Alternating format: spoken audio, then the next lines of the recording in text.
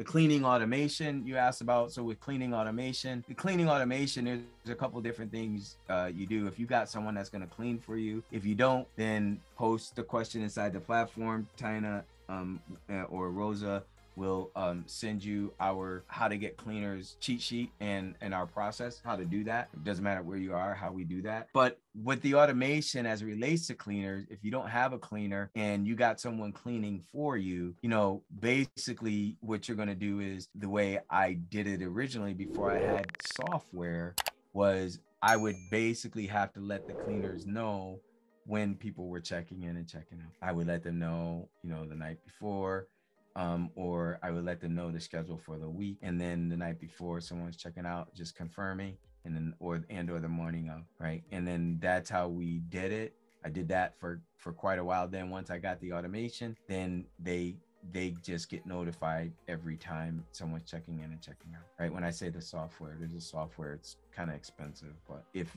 you know, I don't necessarily recommend the software until you get to, you know, 10, 15, 20, 30 listings, you know, and even that, I think. So that's one way. The other is, Tina, Chris, you guys with your cleaners, are you still just notifying people, or are they, like, you're not giving people access to your account? How are you doing that? For the cleaners? Yeah.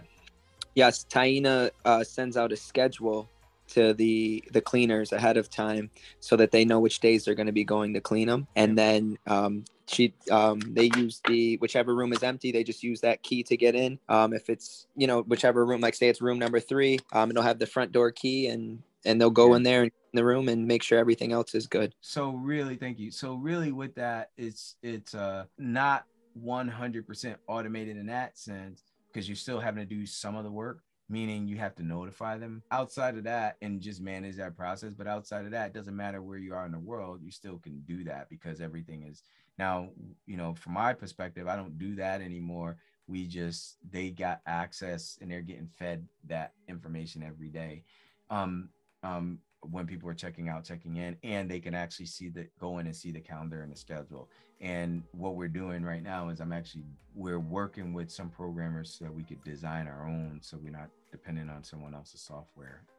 And, you know, depending on when that, you know, comes to fruition, you guys all know about that, because it's pretty cool, because they don't have to actually be inside of your Airbnb account, but they can see certain things you want them to see. And that software that I use, and there's other softwares out there, so some of them are a lot less than, but the one that I use now is called Guesty, Guesty, Guesty. Again, as I said, it's not cheap, and they're actually probably the most expensive, but I hear there's other ones out there, Smooth or something like that. There are other CRMs out there that can help you do that as well, and they're not as expensive.